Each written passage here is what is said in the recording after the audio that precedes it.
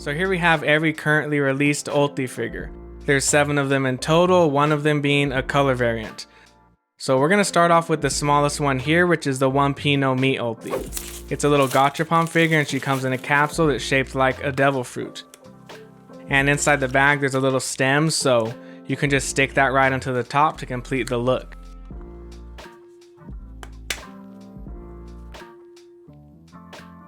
And then Ulti herself just goes onto the stand like this, so you can either display her like that or take her off of the base and put her directly into the devil fruit capsule. And the top of the capsule comes off, so if you have more of these things you can just stack them on top of each other like this. And she's about 5.2 centimeters tall from the bottom of her base to the tips of her horns. And she looks great. She has one hand on her hip and the other one up there by her hair, which has all those pink streaks in it. And her face looks pretty good too. Next up is the WCF Wano Onigashima Volume 2 Ulti.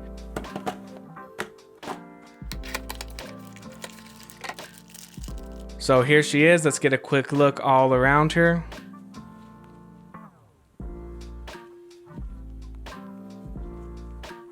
She has one support pole that sticks into the back of her cape, then down there into the base. And now that I've been collecting WCFs again, I noticed that the newer ones never have the foot pegs, which is something I really liked about the older WCFs.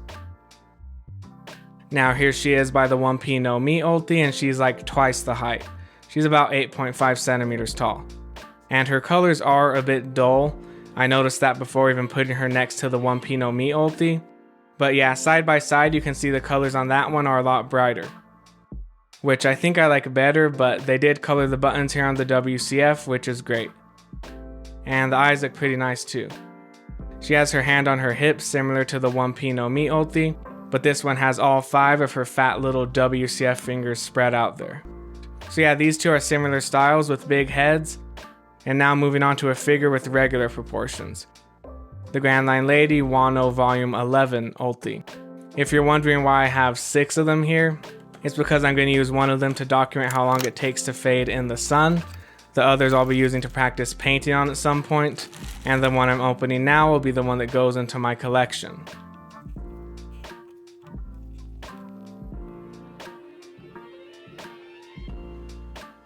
Or maybe not. She has this little defect right here in her hair, so this will probably be one of the ones that I paint. And this one has the back of her hands on her hips, some nice wrinkles in the skirt and detailing around the buttons, which are not painted. And something I've always liked about Ulti is how her hair is made up of all these big clumps. It has the one white streak here, which is a detail none of them have missed so far. But I feel like the pink streaks in her hair could have been done better on this one. The way the pink is showing right here by her face kind of throws off the look for me. She's always drawn with the blue portion by her face and the pink on the other side, like the way it's done on the 1P No Mi and WCF Ultis. And maybe the hair is supposed to be like twisting, but even if there is a good reason for it, I just don't like it. Also on the Beast Pirates color spread, it looks like it's just one pink streak going down the middle there with blue on both sides. I also feel like there should maybe be another pink streak right here going down the middle.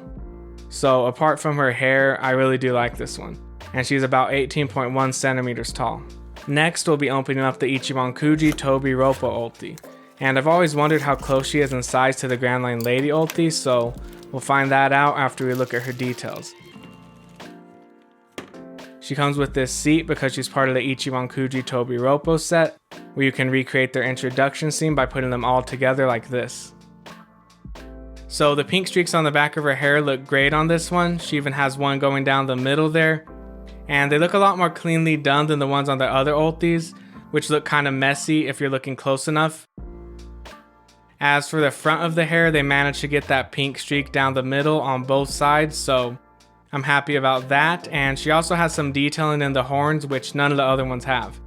But I think they look fine either way, with little lines in them, or just flat like they are on the other 3. Then if we look at her shirt, she has some shading there around the wrist and more all the way up along the arms. You can also see some on the front of her cape here and over here on the back.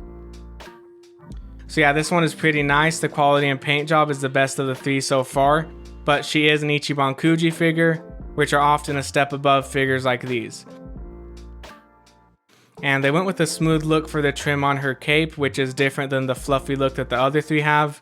I think I like the fluffy look better, and the WCF is still the only one that has the buttons painted. Now here she is with the Grand Line Lady ulti, and she's a lot smaller. I thought maybe they'd be the same size, but yeah, that's a pretty big size difference there. So she's about 12 centimeters tall, and it's just flat on the bottom so she can slide right onto the seat like that. You could even sit her on the edge of a shelf, but her feet are just kind of hanging there, so she could pretty easily just fall off. And so far, this one is my favorite ulti. Now for another Ichiban Kuji figure, this one is the Girls Collection Soul Gorgeous ulti. She comes in some plastic, and even in the box it feels really light, so I'm wondering how much she even weighs.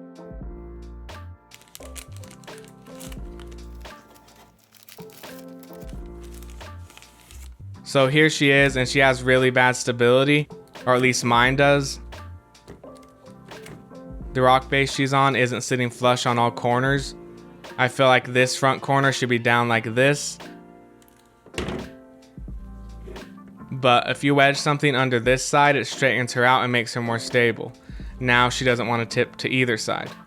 Even a little support under her cape could work, but for now I'll just be wedging something under that rock. So yeah, out of all these ulti figures, this is the only one in her hybrid form.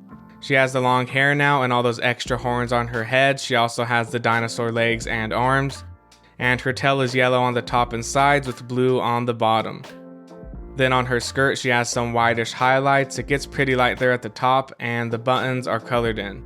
So now it's this one and the WCF that have the colored buttons. And I wish there was a figure of her in her full dinosaur form.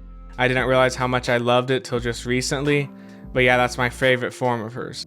Now back to the details. The white shirt has some blue shading in there mixed all throughout it, and it looks like the left arm on mine didn't get fit in correctly. It should just be a regular seam, but you can see that big gap there. So yeah, this one is pretty rough in some areas. The pink streaks in the hair are sloppily painted, and so is the fluffy part of the cape. Also, the paint job on the rock isn't much to look at. But aside from all that, I really like the sculpt of this figure. The cape looks really nice, and so does the hair and pose. Maybe this will be one of my future projects. I could repaint it and make a base for it. But for now, she looks pretty good on the shelf as she is, which is where she's going to be most of the time anyway. And now for the Glitter and Glamours ultis. So I have both versions here. They're often released the regular look for a character and a differently colored variant.